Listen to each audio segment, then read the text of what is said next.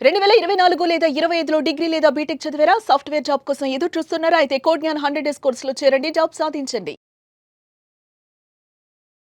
రీసెంట్‌గా Alwal police station పరిధిలో ఓ ఘటన జరిగింది. ముగ్గురు మైనర్ అమ్మాయిలు ఇంట్లో విభేదించి బయటకు వెళ్లి ముక్కు మొఖం తెలియని వాళ్ళతోటి భువనగిరి వరకు వెళ్లి యాదాద్రి వరకు అక్కడ రూమ్‌లో వాళ్ళని ఆ అబ్బాయిలు ముగ్గురు అమ్మాయిల్ని కూడా ఒకడు పరిచయం అయ్యే ముందు తర్వాత ఇంకో ఇద్దరిని తీసుకొనొచ్చి ముగ్గురు అమ్మాయిల్ని రేప్ చేశారు మైనర్స్‌ని.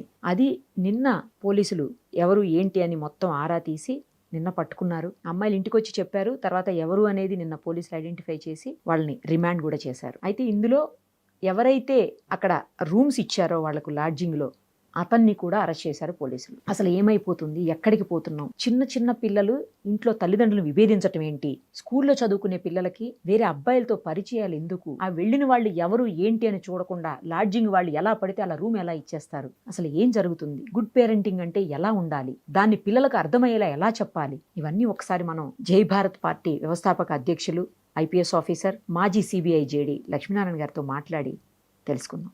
సార్ నమస్తే అండి. నమస్తే అమ్మా నిరుపమ్ గారు. సార్ చాలా దారుణమైనటువంటి ఘటన. ముగ్గురు కూడా 14 ఇయర్స్ పిల్లలు, జస్ట్ 9th క్లాస్ చదువుతున్నటువంటి పిల్లలు. తల్లిదండ్రులు వాళ్ళని కంట్రోల్లో పెడుతున్నారు, ఇలా ఉండాలి అలా ఉండాలి అని చెబుతున్నారు అని చెప్పి అది నచ్చక ఇంట్లో నుంచి బయటికి వెళ్ళిపోదామని ముగ్గురు డిసైడ్ అయిపోయి సికింద్రాబాద్ రైల్వే స్టేషన్ వరకు వచ్చి అక్కడెవరో ఒక అబ్బాయి పరిచయం అయితే ఆ అబ్బాయితో పాటు వాళ్ళు యాదగిరి నేను స్వామివారి దర్శనం చేపిస్తానని చెప్పి తీసుకొని వెళ్ళి యాదాద్రి వరకు ఆ తర్వాత అతను ఇంకో ఇద్దరిని పిలిచి ఒక రూమ్కి తీసుకుని వెళ్ళి పిల్లల ముగ్గురిని కూడా రేప్ చేసి అత్యంత దారుణంగా మళ్ళీ తీసుకొచ్చి సికింద్రాబాద్లో వదిలేసి వెళ్ళిపోయారట సార్. అది నిన్న పోలీసులు పట్టుకున్నారు, వాళ్ళని పట్టుకున్నారు. సేమ్ టైము ఆ లాడ్జింగ్ ఎవరైతే వీళ్ళకి రెంట్కి ఇచ్చారో అతన్ని కూడా పట్టుకున్నారు. చిన్న పిల్లల్ని లాడ్జింగ్కి ఎలా వచ్చారు అని ఆలోచించకుండా వాళ్ళ ఆధార్ కార్డులు కూడా చెక్ చేయకుండా ఎలా పడితే ఎలా ఇస్తారు అని చెప్పేసి కూడా పోలీసులు క్వశ్చన్ చేసి అతన్ని రిమాండ్ చేశారు. నిందితులతో పాటు అతన్ని కూడా రిమాండ్ చేశారు. సార్ ఇక్కడ 3 విషయాలు. ఒకటి, చిన్న పిల్లలు తల్లిదండ్రులతో విభేదించటం ఏంటి? పద్ధతిగా ఉండండి అని చెప్తే అది తప్పు ఎలా అవుతుంది? ఒకటి. ఇంకొకటి, ఎవరో అమ్మాయిలు కనబడితే ఇష్టానికి తీసుకుపోయి వాళ్ళ తల్లిదండ్రుల గురించి వాళ్ళ భవిష్యత్తు గురించి కూడా ఆలోచించకుండా ఆ పిల్లల్ని ఇట్లా లైంగిక దాడికి పాల్పడడం ఏంటి? మూడోది, లాడ్జింగ్ అతనికి కొంచెం కూడా బాధ్యత లేకుండా ఇష్టానికి ఎవరు వస్తున్నారు ఏంటి అని ఆలోచించకుండా అతను ఎలా ఇస్తాడు రూమ్ రెంట్కి? ఈ 3 అంశాలు సార్. అసలు గుడ్ పేరెంటింగ్ అంటే ఎలా ఉండాలి?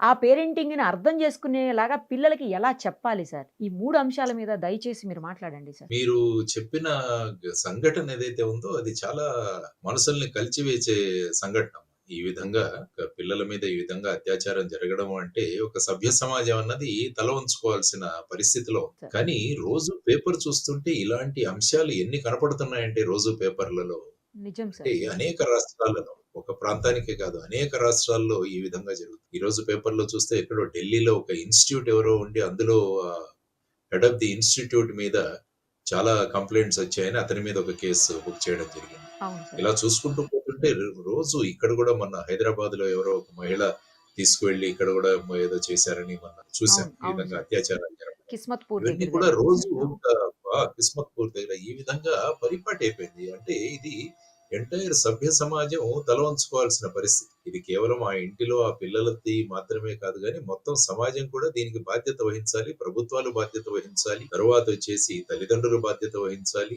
ఆ తర్వాత బడులు, మనం స్కూల్స్ బాధ్యత వహించాలి. మనం ఏదైతే ధర్మం అంటున్నామో, ఆ ధర్మాన్ని ప్రచారం చేసే దీంట్లో కూడా అందరూ. అందుకనే నేనెప్పుడూ చెప్తుంటాను. ఒక వ్యక్తి యొక్క ప్రవర్తన మీద 3 విషయాలు ఆధారపడతాయి. ఒకటి బడి, ఇంకొకటి గుడి, ఇంకొకటి ఇల్లు. ఈ కరెక్ట్ మూడిటి సార్. ప్రభావం కూడా చాలా ఉంటుంది ఒక వ్యక్తి యొక్క ప్రవర్తన మీద. సో, ఇందులో ముఖ్యంగా మీరు పేరెంటింగ్ గురించి మాట్లాడారు. అంటే అమ్మానాన్నలు సరిదిద్దుతుంటే వాళ్ళతో విభేదించి ఈ పిల్లలు ఇంటి నుంచి బయటకొచ్చేసారు అని మాట్లాడుతారు. యాహ్! ఈ మధ్య ఏమైపోయిందంటే ఇన్ఫర్మేషన్ ఫ్లో అన్నది విపరీతంగా ఉంది. ముఖ్యంగా కరెక్ట్ ఇన్ఫర్మేషన్ సార్. టెక్నాలజీలో తర్వాత సోషల్ మీడియా వచ్చిన తర్వాత యాక్సెస్ టు ఇన్ఫర్మేషన్. ఇంతకుముందు ఎలా ఉండేదంటే ఇన్ఫర్మేషన్ మీరు కావాలంటే టీవీ చూడాలి, లేకుంటే పేపర్ చదవాలి. అంటే ఒకప్పుడు.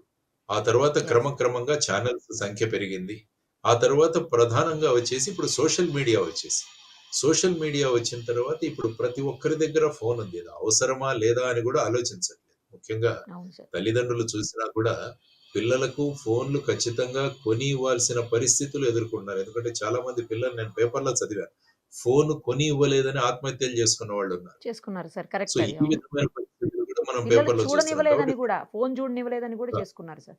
దాన్ని గూడా చేసుకున్నాం. కాబట్టి ఫోన్ అన్నది ఒక ఎసెన్షియల్ ఐటెమ్‌గా మారిపోయింది. మరి ఈ హ్మ్. ఫోన్‌లో దానికి ఏది రిస్ట్రిక్షన్ ఉండదు. ఫోన్‌లో మనం ఏది అడిగితే అది ఇస్తుంది. ఇంటర్నెట్ యొక్క ప్రధానమైన భూమిక ఏంటంటే, మీరు గార్బేజ్ ఇన్ అంటే గార్బేజ్ ఔట్. మీరు చెత్త ప్రశ్న ఇస్తే అది చెత్త చూపిస్తుంది. మీకు హ్మ్. మంచి ప్రశ్న అడిగితే మంచి ఇన్ఫర్మేషన్ ఇస్తుంది. సో, మనం ఈ కరెక్ట్ సార్. ఫోన్‌ని ఏ విధంగా ఉపయోగించుకుంటున్నాం అన్నది కూడా ప్రధానమైనది. సో, దీని మీద నియంత్రణ ఎవరు పెట్టాలి అన్నది కూడా ఒక ప్రధానమైన ప్రశ్నగా మారింది. తర్వాత ఏమైంది? ఈ మధ్య కాలంలో కోవిడ్ కాలంలో స్కూల్స్ అన్నీ మూతపడ్డాయి. దానివల్ల ఒక 2 సంవత్సరాలు మొత్తం విద్యా బోధన అంతా కూడా ఆన్‌లైన్‌లోనే నడిచింది. ఆన్‌లైన్‌లోనే సో, అయింది. అవును దానివల్ల సార్. అవును. ఇంకా ఈ ఆన్‌లైన్ ప్రభావం పెరిగింది. తర్వాత పిల్లలందరి దగ్గర కూడా ఫోన్‌లొచ్చాయి. కాబట్టి వాళ్ళు ఈ ఆన్‌లైన్‌లో వాచ్ చేయడం అన్నదానికి అలవాటు పడ్డారు. హ్మ్. అంటే ఈ ఆన్‌లైన్‌లో మీకు ఏం కావాలంటే అది దొరుకుతుంది. మీరు ఏమి ప్రశ్నిస్తే అది దొరుకుతుంది. ఏం కావాలంటే అది చూడొచ్చు. ఈవెన్ కొంతమంది దీన్ని చూసి బాంబులు తయారు చేసేవాళ్ళున్నారు. తర్వాత నిజం సార్. రకరకాల అవును. కెమికల్స్ తయారు చేసేవాళ్ళున్నారు. ఇలా రకరకాలుగా హత్యలు క్రైమ్ చేసేవాళ్ళు గూడా అనేది ఉన్నారు గదా సార్! హత్యలు చేసేవారున్నారు. దాన్ని అవి సాక్ష్యాధారాలు దొరకకుండా ఎలా చేయాలన్నది కూడా అది అవి గూడా. చూపిస్తారు. అవును సార్. కరెక్ట్. కరెక్ట్. ముఖ్యంగా ఈ క్రైమ్ పెట్రోల్ ఇలాంటివి సీరియల్స్ కొన్ని ఎవరో చెప్పారు మొన్న. నేనది ఒకసారి చూస్తే అందులో హ్మ్. రకరకాలు అంటే కుటుంబంలో మనకున్న ఈ సంబంధాలు, బాంధవ్యాలు ఇవన్నీ పక్కన పెట్టేసి కేవలం క్రైమ్‌ను చూపించాలి అన్న ఒక ఉద్దేశ్యంతో వాళ్ళు చూపించరాని విషయాలన్నీ కూడా చూపిస్తున్నారు అందులో. సో, ఇటువంటి పరిస్థితులలో మరి వీళ్ళ ఆలోచన విధానం ప్రభావితమవుతుంది ఖచ్చితంగా. సో, ఈ ఆలోచన విధానాన్ని ప్రభావితం అవ్వకుండా కాపాడాల్సిన బాధ్యత అటు సభ్య సమాజం మీద ఉంది, తల్లిదండ్రుల మీద ఉంది. తర్వాతొచ్చేసి మన అనేక సొసైటీ మీద గూడా ఉంది. సో, వారు వారి భూమికలను పోషిస్తున్నారా లేదా అన్నది ఒకసారి మనం పరిశీలిస్తే పేరెంటింగ్ అన్నది ఎక్కడా కూడా ఒక స్కూల్ గాని, కాలేజీ గాని లేదు. ప్రతి ఒక్కరు కూడా వాళ్ళ వాళ్ళ చిన్నతనంలో, వాళ్ళ పేరెంటింగ్‌లో వాళ్ళ తల్లిదండ్రులు వాళ్ళని ఏ విధంగా ట్రీట్ చేశారు. మనం ఏ విధంగా ఆ టైంలో మా తల్లిదండ్రులు ఈ విధంగా ప్రవర్తించుంటే బాగుండేదన్న ఉద్దేశ్యంతో పేరెంటింగ్ అన్న స్టైల్స్ మారిపోతుంది. అంటే సార్. ఒక పర్టిక్యులర్ పేరెంటింగ్ స్టైల్ అని ఎక్కడా లేదు. వాళ్ళ వాళ్ళ హ్మ్. అనుభవాలతో ఈ పేరెంటింగ్ వ్యవస్థ అన్నది ఉంటోందన్నమాట. ఆ తరువాత ముఖ్యంగా ఏంటంటే ఇంతకు ముందే మనం అనుకున్నాము. జాయింట్ ఫ్యామిలీ సిస్టమ్ అన్నది మనం పోయింది. ఎందుకంటే పట్టణాలకు వలస రావడం, ఆ తర్వాత ఉద్యోగాల మీద ఆధారపడడం. ఇంతకుముందు ఎలాగుందంటే కుల వృత్తులు చేసుకుంటూ ఉండేవాళ్ళందరూ. కుల వృత్తుల వల్ల ఏమవుతుందంటే అందరూ కలిసి పని చేసుకునేవాళ్ళు. సో, దానివల్ల ఏంటంటే ఒక్కొక్క కుటుంబంలో తాతలు, తర్వాత వాళ్ళ పెదనాన్న, చిన్నాన్న, తర్వాత అత్తలు వీళ్ళంతా కలిసి ఒక జాయింట్ ఫ్యామిలీగా ఉండేది. అప్పుడేమవుతుందంటే పిల్లలు ఏం చేస్తున్నారు అన్నది ఎవరో ఒకరు వాచ్ చేసేవారు. ఎవరైనా ఇంటికి లేట్‌గా వచ్చినా కూడా, ఏదైనా ప్రవర్తనలో మార్పొచ్చినా కూడా వాళ్ళను నివారించేవాళ్ళు, వారించేవారు. ఆ తరువాత ఏమైపోయిందంటే ఈ ఉద్యోగాల వేటలో ఈ చిన్న చిన్న కుటుంబాలుగా మారిపోయాయి. వీటిలోనే న్యూక్లియర్ ఫ్యామిలీస్ అంటాం. అందులో ముఖ్యంగా ఇద్దరు పని చేస్తున్న కుటుంబాలు కూడా పెరిగిపోయాయి. Both husband and wife working. So, ఆ విధంగా వీళ్ళ మీద ఒక వాచ్ చేయాల్సిన అంటే వీళ్ళు ఎలా ఉన్నారు? వీళ్ళ ప్రవర్తన ఎలా ఉంది? అన్న దాని మీద ఎందుకంటే పిల్లలు ముద్దుగా వాళ్ళు తయారవుతున్నారు. పిల్లలు సార్. ముద్దుగా తయారవుతుండడం వల్ల వాళ్ళు ఎవరి పిల్లలు వాళ్ళకి ముద్దు ఖచ్చితంగా. సో, అంతే గదా సార్! వాళ్ళతో వాళ్ళు ఏది చేసినా కూడా చెల్లుతుంది అన్న ఒక ధోరణి పెరిగిపోయింది. సో, దాని తర్వాత ఏంటంటే ఇద్దరు పేరెంట్స్ పని చేసేవాళ్ళు వాళ్ళేం చేస్తున్నారంటే ఈ గిల్ట్ గిఫ్టింగ్ అన్న ఒక కాన్సెప్ట్. అంటే హ్మ్. మనము పిల్లలతో సరియైన సమయం గడపలేకపోతున్నాం కాబట్టి, వాళ్ళకు అవసరం లేని విషయాలు గూడా గిఫ్ట్‌లుగా ఇవ్వడం మొదలుపెట్టారు. మొన్న ఒక స్కూల్‌లోకి వెళితే ఒక 4వ తరగతి, 5వ తరగతి పిల్లల దగ్గర ఐఫోన్ 12, ఐఫోన్ నెక్స్ట్ వెర్షన్ కనపడ్డాయి. అంటే వాటిలో అవసరం లేదు గానీ, ఇద్దరూ పని చేస్తున్నారు కాబట్టి ఇది ఇవ్వాలి అన్న ఉద్దేశ్యంతో వాళ్ళు ఆ విధంగా మన పేరెంటింగ్‌ని కాంపెన్సేట్ చేసుకుందాము అని చెప్పేసి ఆ దృష్టిలో వాళ్ళు వెళుతున్నారు. సో, ఇటువంటి పరిస్థితులలో మరి మళ్ళా ఈ పేరెంటింగ్ అన్న దాని మీద సీరియస్‌గా ఆలోచించాల్సిన విషయం. హ్మ్. ఎందుకంటే పిల్లలు పుట్టిన తర్వాత వాళ్ళను సక్రమమైన పౌరులుగా మార్చాల్సిన బాధ్యత తల్లిదండ్రుల మీద ఉంది. ఖచ్చితంగా సార్. అంటే రేపు పిల్లలన్నవాళ్ళు రేపే భారతదేశం యొక్క పౌరులుగా మారుతారు. హ్మ్. ఎందుకంటే పిల్లల ప్రవర్తన అన్నది వాళ్ళ తల్లిదండ్రుల ప్రవర్తనకు ఒక రిఫ్లెక్షన్. ఎగ్జాక్ట్‌లీ. సాధారణంగా పిల్లలు సక్రమంగా బిహేవ్ చేయట్లేదంటే అది ఆ పిల్లల తప్పు కాదది. అది వాళ్ళ తల్లిదండ్రుల మీద వాళ్ళ ప్రభావం వల్ల వీళ్ళు ఈ విధంగా తయారవ్వారు అని చెప్పారు. అందుకనే చాణక్యుల వారంటారు, పిల్లలను పుట్టిన దగ్గర నుంచి 5 సంవత్సరాల వరకు, 6 సంవత్సరాల వరకు వాళ్ళను ప్రేమతో పెంచండి. హ్మ్. 6 సంవత్సరాల నుంచి 16 సంవత్సరాల వరకు వాళ్లకు క్రమశిక్షణ నేర్పించండి. 16, 17 సంవత్సరాల తర్వాత వాళ్ళతో మీరు స్నేహితులుగా మెలగండి అని చెబుతారు. ఓకే. అంటే ఇది ప్రధానంగా పేరెంటింగ్‌లో ఉన్న ప్రధానమైన అంశం. ఎందుకంటే డిసిప్లిన్ అన్నది, క్రమశిక్షణ అన్నది లేకుంటే వాళ్ళు ఏ విధంగా ప్రవర్తిస్తారన్నది మనం చెప్పలేం. అందువల్ల క్రమశిక్షణతో పిల్లల్ని పెంచడం అన్నది కూడా చాలా ప్రధానమైన అంశం. ఆ తరువాత ఇంతకుముందు స్కూల్స్, కాలేజెస్‌లో కూడా అనేక విషయాలు మనకు చెప్పేవాళ్ళు. మన ప్రవర్తన ఎలా ఉండాలి? మన ఆలోచనలు ఏ విధంగా ఉండాలి? మనం ఎలా మాట్లాడాలి? మన ప్రవర్తన ఎలా ఉండాలి? పెద్దలతో మనం ఎలా గౌరవపూర్వకంగా ప్రవర్తించాలి? ఇవన్నీ కూడా వచ్చాయి. కానీ క్రమక్రమంగా విద్య అన్నది కేవలం మార్కులు సంపాదించడానికే అన్న ఒక కాన్సెప్ట్ వచ్చింది. మార్కులు ఎన్నొస్తున్నాయి వ్యక్తికి అన్నదే ఒక ప్రాతిపదికగా మనం ర్యాంకులు, గ్రేడ్‌లు నిర్వహిస్తున్నాం. వాళ్ళకిస్తున్నాం. ఆ మనిషి ఎలా ఉన్నాడు, ప్రవర్తన ఎలా ఉన్నదానికి పెద్దగా ప్రాధాన్యత ఉండట్లేదు. ఇంతకుముందు స్కూల్స్‌లో ఎలాగుండేదంటే లాంగ్వేజెస్ అన్నవి చాలా ప్రధానమైన పాత్ర వేసేది. మన భాష. హ్మ్. తెలుగు, హిందీ, ఇంగ్లీషు 3 నేర్పించేవాళ్ళు. అందులో మీరు అప్పుడు పాఠాలు గమనిస్తే మిత్రలాభము, మిత్రభేదము, పంచతంత్రంలో కథలు మనకు తెలుగులో పాఠాలుగా ఉండేవి. అంటే రేపు జీవితాన్ని ఎలా ఎదుర్కోవాలి అన్నది ఈ పాఠాల రూపంలో మనకు బోధించేవాడు. హిందీ తీసుకున్నా కూడా పెద్ద పెద్ద గొప్ప వ్యక్తుల యొక్క చరిత్రలు, వారి యొక్క ఆత్మ చరిత్రల్లో పాఠాలుగా మనకుండేవి. అవన్నీ కూడా ఏంటంటే అది ఒక భాషను నేర్పించడం కాదు, ప్రవర్తనను నేర్పించడము, సంస్కృతిని నేర్పించడము, సంస్కారం నేర్పించడం అన్నది ప్రధానంగా భాషల యొక్క ప్రధానమైన పాత్ర. కానీ ఇప్పుడు చూడండి లాంగ్వేజెస్‌కి అసలు ఇంపార్టెన్సే లేదు మనకు. ఎప్పుడు చూసినా కూడా గ్రూప్స్, సైన్స్‌లు, తర్వాత హ్మ్. వచ్చేసి ఐఐటీలు ఇవన్నీ వచ్చిన తర్వాత అవును సార్. ఏమైపోయిందంటే భాషలకు తర్వాత మన సబ్జెక్ట్స్ ఏవైతే లాంగ్వేజెస్‌కి ప్రాధాన్యత పోయి కేవలం మార్కులు ఇవి. తర్వాతొచ్చేసి ముఖ్యంగా ఆటల నుంచి పిల్లల్ని దూరం చేసేస్తున్నాం మనం దూరం ఈ మధ్య చేసేస్తున్నాం. కాలంలో. ఆడుకునే ఆటలు ప్లే కూడా గ్రౌండ్స్ చాలా ఎక్కడున్నాయి సార్ అసలు స్కూల్స్‌లో లేనే లేవు. ఆటలు ఇంటి లేవు. దగ్గరికొచ్చిన ఇవన్నీ తర్వాత కూడా ట్యూషన్‌లనో లేకపోతే చదువనో ఏదో ఒకటి. మైదానాలు లేని స్కూల్స్ చాలా ఉన్నాయి యాక్చువల్లీ. దానివల్ల ఏమైపోతుందంటే గెలుపు ఓటములు అన్నవి పిల్లలకు తెలియట్లేదు. దానివల్ల కొద్దిగా ఎక్కడైనా పరీక్షల్లో మార్కులు తక్కువగానే వాళ్ళు విపరీతమైన స్ట్రెస్‌కు డిప్రెషన్. లోనైపోయి వాళ్ళ అవును సార్. జీవితాలను తీసుకునే ఆత్మహత్యల దగ్గరకు కూడా వెళుతున్నారు. సో, అవును దీన్ని సార్. కూడా ఆలోచించాల్సిన అంశం. పెద్దలెప్పుడు గూడా, తల్లిదండ్రులెప్పుడు గూడా పిల్లలు ఆటలాడితే వాళ్ళ సమయం వేస్ట్ అవుతుంది, వాడి టైం వేస్ట్ అని ఆలోచించకుండా, అతను గెలుపు ఓటములన్న జీవితాల్ని యెస్. నేర్చుకుంటున్నాడని చెప్పి. ఇంతకుముందు ఇంట్లో పరమపద సోపానపటం ఆడేవాళ్ళం. Snakes and ladders. ఆ! ఆ snakes and snakes and ladders. Ladders అవును. ఎందుకు ఆడేవాళ్ళం అంటే, జీవితంలో ఒక్కొక్కసారి నిచ్చెన దొరుకుతుంది. ఒక్కొక్కసారి మనం పాము చేతిలో పడతాం. పాము చేతిలో పడితే మనం మళ్ళా కిందికి రావాల్సిందే అని 99వ గడిలో ఒక పెద్ద పాము ఉంటది. సో, దాన్ని దాటాలి అంటే మనం సరిగ్గా పాచికలు వేస్తేనే వెళ్ళగలం. అంటే ఈ సార్. ఆటలన్నవి జీవితాన్ని నేర్పిస్తాయి. చెస్ కావచ్చు, లేకుంటే మీ సాంఘిక గేమ్స్ అంటే టీమ్ గేమ్స్ అంటాం మనం. అవన్నీ సార్. కూడా వాలీబాల్ కావచ్చు, ఖోఖో హ్మ్. కావచ్చు, ఇవన్నీ కూడా ఏంటంటే మనం ఒక బృందంగా ఆడతాం. ఒక టీమ్‌గా ఆడతాం కాబట్టి మన విజయంలో మనం ఒకటే కాదు, అందరూ కలిస్తేనే మనం జీవితంలో విజయం యాహ్! సాధించగలదన్న ఒక పాఠం కూడా ఈ సాంఘిక ఆటలు అన్నవి మనకు నేర్పిస్తాయి.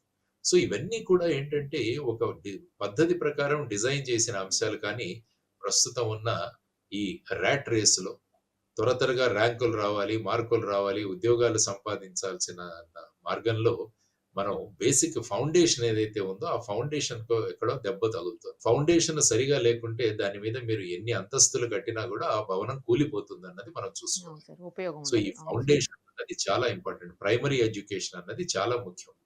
ఈ మధ్య ఇంగ్లీష్ మీడియం అని చెప్పేసి ఇంకొక ప్రధానమైన దీంట్లో మనం ఇరుక్కున్నాం ఒక ట్రాప్‌లో. ఇంగ్లీష్ మీడియం ఏమవుతుందంటే పిల్లలు కేవలం బట్టి పట్టే విధంగానే తయారవుతున్నారు. ఇంగ్లీష్ మీడియంలో ఆ ఇంగ్లీషు ఇవి జానీ జానీ యస్ పప్పా అంటాడు.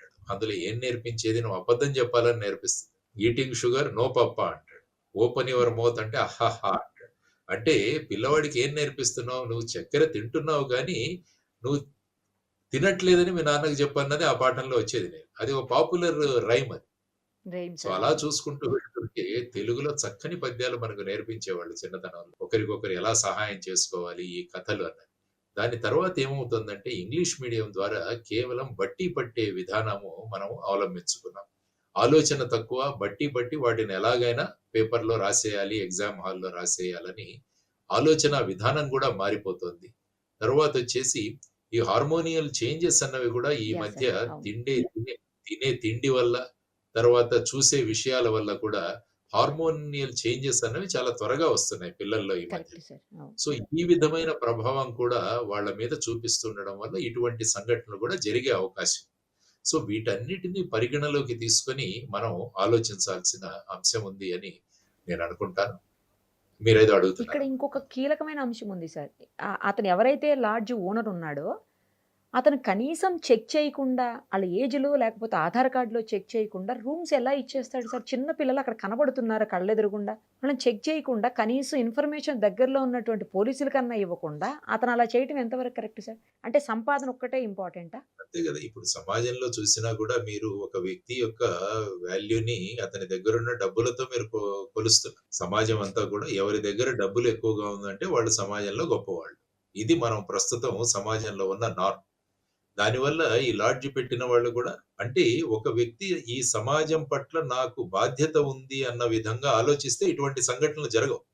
ఇప్పుడు ఆ yeah! Sir. Lodge correct. Owner మీరన్నట్టు ఈ సమాజం పట్ల నాకు బాధ్యత ఉంది. నా సంపాదన ఒక విషయం కానీ, ఈ సమాజం బాగుండాలన్నది నా బాధ్యత అన్నది నేర్చుకున్నప్పుడు ఇటువంటి విషయాలు వాడు రాగానే వెంటనే కనీసం పోలీస్ స్టేషన్‌కో వీళ్ళందరినీ కూర్చోబెట్టి వాళ్ళ తల్లిదండ్రులను పిలవడం, కౌన్సెలింగ్ యెస్. చేయడం, పోలీసుల్ని పిలిచి ఏం జరుగుతుందో అని చేయాల్సిన బాధ్యత మీరన్నట్టు యెస్. ఆ లాడ్జ్ ఓనర్ మీద ఉంది. కానీ లాడ్జ్ ఓనర్ సమాజం ఎటుపోయినా పర్వాలేదు నాకేం సంబంధం లేదు. నాకు నా డబ్బులొస్తే చాలు అని అనుకుంటే ఇలాంటి సంఘటనలు జరుగుతుంటాయి. అందువల్ల అవును మనం సార్. ఏమనుకుంటున్నామంటే ఇల్లు నాది అనుకుంటున్నాం గానీ సమాజం నాది కాదు అనుకోవట్లేదు. సో దానివల్ల ఏంటంటే ఇటువంటి ప్రమాదాలన్నీ వస్తున్నాయి. సో వీటన్నిటిని ఆలోచించాలి అంటే ఒక సమగ్రమైన శిక్షణా విధానం ఉండాలి. మన నేషనల్ ఎడ్యుకేషన్ పాలిసీ అని తీసుకొచ్చాం. అంటే విద్యా విధానంలో ఎటువంటి మార్పులు రావాలి అన్నది కానీ ఇంకా ఇంప్లిమెంటేషన్ అంతంత మాత్రంగానే ఉంది. అందులో మీరు చూస్తే ముఖ్యంగా 5వ తరగతి వరకు వీలైతే 8వ తరగతి వరకు మాతృభాషలో వాడక భాషలో బోధన జరగాలి అని చెప్పేసి అందులో చెప్పిన అంశం. కానీ ఇప్పుడు అది సార్. కూడా ఇంప్లిమెంట్ చేయలేదు కదా మనం. సో చేయట్లేదు. దానివల్ల స్టూడెంట్స్ ఏంటంటే ఒక రోబోలుగా మనం తయారు చేసేసుకుంటూ ఉన్నాం. దానికి తోడు ఇప్పుడు కొత్తగా ఆర్టిఫిషియల్ ఇంటెలిజెన్స్ అన్నది వచ్చింది. అంటే ఏఐ మనిషిని ఒకటి. పక్కన అవును పెట్టి సార్. మెషిన్‌లు ముందు కాలంలో అన్నీ నడపబోతున్నాయి. ఆర్టిఫిషియల్ హ్మ్. ఇంటెలిజెన్స్ డెఫినిట్‌గా మంచిదే. కానీ ఏదైనా టెక్నాలజీ దేనికి ఉపయోగిస్తున్నాం అన్న దాని మీద ఆధారపడి ఉంటుంది. ఆ ఎగ్జాక్ట్‌లీ. టెక్నాలజీ మంచి కోసం వాడుతున్నామా? చెడు కోసం మాట్లాడుతున్నామా? అన్నది దాన్ని బట్టి టెక్నాలజీ అన్నది ఉంటుంది. అందుకనే కరెక్ట్. రవీంద్రనాథ్ ఠాగూర్ గారు ఏమన్నారంటే ఆయన ఒక చక్కని విషయం చెప్పారాయన. By the time a child becomes 16 the cast is mould అంటాడు. అంటే 16 సంవత్సరాలు వచ్చేసరికి ఆ ఏదైతే ఉంటుందో ఆ అంశం తయారైపోయి ఉంటుంది. దాన్ని పెద్దగా మార్చలేం. కాబట్టి ఈ ఓకే. 16 సంవత్సరాలు అందుకని 16 ఇయర్స్ అన్నది చాలా ఇంపార్టెంట్ లైఫ్‌లో. ఆ స్వీట్ 16 ఏదో అంటుంటారు గానీ, ఈ అవును సార్. 16 అవును. దాని వెనకాల ఉన్న ప్రధానమైనదది. ఈ 16 సంవత్సరాలలో ఏ విధమైన వ్యక్తిని మనం తయారు చేయగలిగితే, ఆ తరువాత ఆ వ్యక్తి ఆ విధంగా మారతాడు. So, okay. ఈ 16 సంవత్సరాలన్నవి చాలా క్రూషియల్ ఇయర్స్. దానివల్ల అటు హుహు. తల్లిదండ్రులు, ఇటు ఉపాధ్యాయులు, ఇటు సమాజం ఇవన్నీ కూడా ఈ వ్యక్తి యొక్క ఆలోచనా విధానంలో మార్పు రావాలి. ఈవెన్ మనం ఓకే.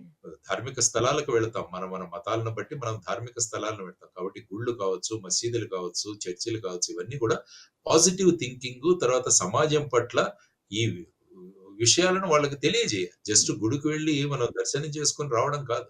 ఆ తరువాత ఆ విషయాలు చదవాలి. ఆ విషయాలు మనకు ఏం నేర్పిస్తున్నాయని తల్లిదండ్రులు బోధన చేయాలి. ఇంతకుముందు తాతలు, ముత్తాతలు లేకుంటే అమ్మమ్మలు, నానమ్మలు ఇంట్లో ఉండేవాళ్ళు. వాళ్ళు అనేక విషయాలు పిల్లలకి చెప్పేవాళ్ళు. ఈ విధంగా మసలుకోవాలి, ఈ విధంగా చేయాలి, వారిస్తూ ఉండేవాళ్ళు.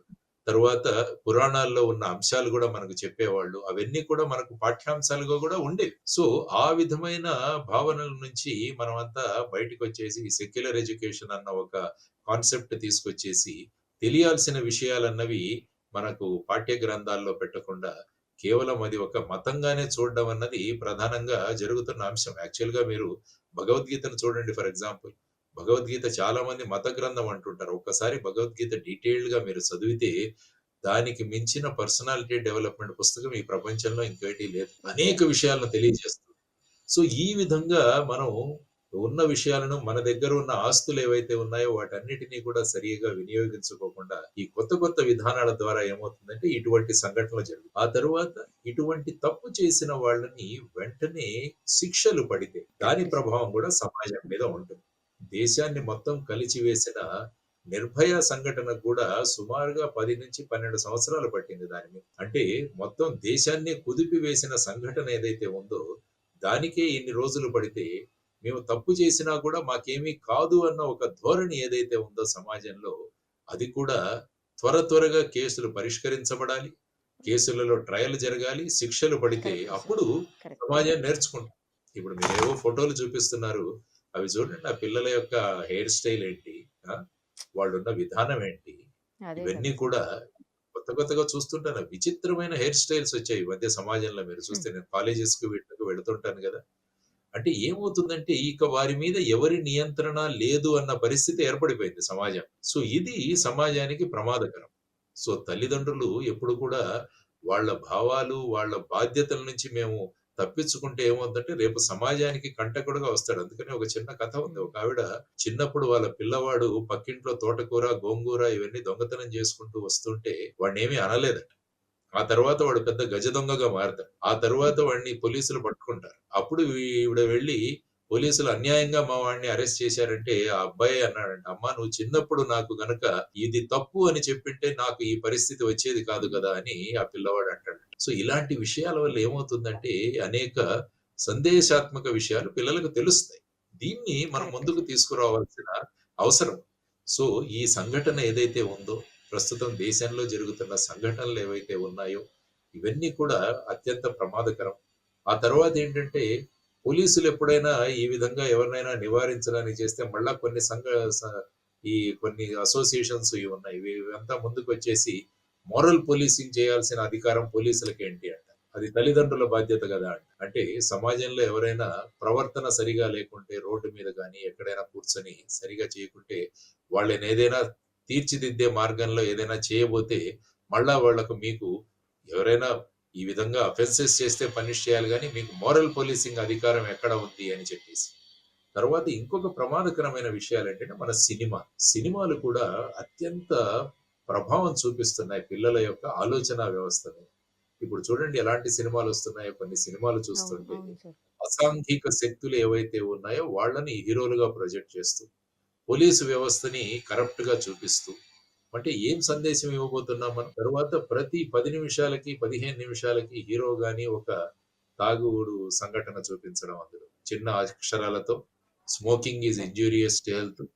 Sir. Drinking alcohol is injurious to health అని అసలు మనం చాలా కష్టపడి చదవాలి. అటువంటి ఇవి ఉంటాయి. సో, ఇటువంటి విషయాలను ఎందుకు పెట్టాలి? హీరో తాగితేనే హీరోనా? సిగరెట్ తాగితేనే హీరోనా?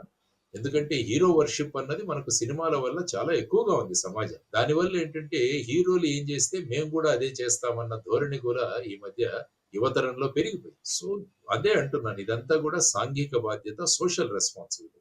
ఆ ప్రొడ్యూసర్‌లకి, ఆ డైరెక్టర్‌లకి, ఆ హీరోలకి వీళ్ళందరికీ మనం చేస్తున్న విన్యాసాలు ఏవైతే ఉన్నాయో, మనం ఏవైతే మాటలు మాట్లాడుతున్నామో, ఇది సమాజం మీద ప్రగాఢమైన ప్రభావం చూపిస్తున్నామన్న జ్ఞానం ఉన్నప్పుడు సమాజం పట్ల మనకు బాధ్యత ఉంది అనే వాళ్ళలో ఒక విషయం ఉన్నప్పుడు, అటువంటి వాళ్ళు ఇటువంటి సినిమాలు తీయరు.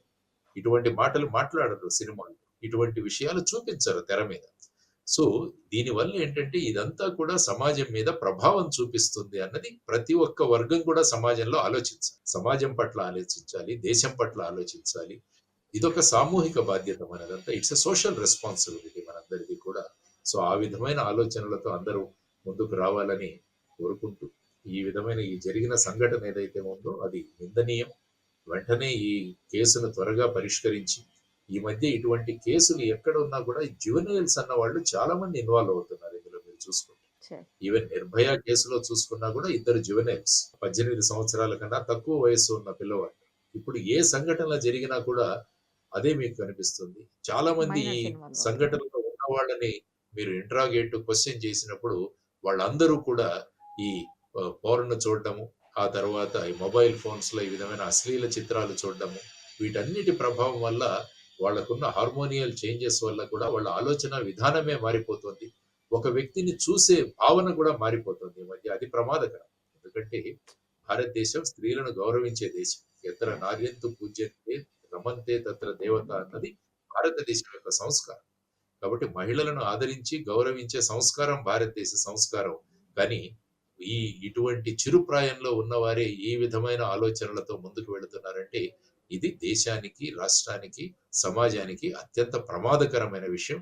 దీనితో ప్రతి ఒక్కరూ కూడా మా బాధ్యత ఉంది అని ఆలోచించినప్పుడే ఏమవుతుందంటే ఈ సమాజం బయటపడుతుంది. లేకుంటే ఇలాంటి సంఘటనలు జరుగుతూనే ఉంటాయి. మనం ఇలా డిస్కషన్‌లు పెడుతూనే ఉంటాం. హ్మ్. సో, ప్రతి ఒక్కరి ఆలోచన విధానంలో మార్పు రావాలని మనం కోరుకుందాం. చక్కటి విశ్లేషణ sir. Thank you sir. Thank you so much. Right. నమస్కారం. సుమన్ టీవీలో మీ పర్సనల్ అండ్ బిజినెస్ ప్రమోషన్స్ కోసం కింది నెంబర్కి కాంటాక్ట్ చేయండి.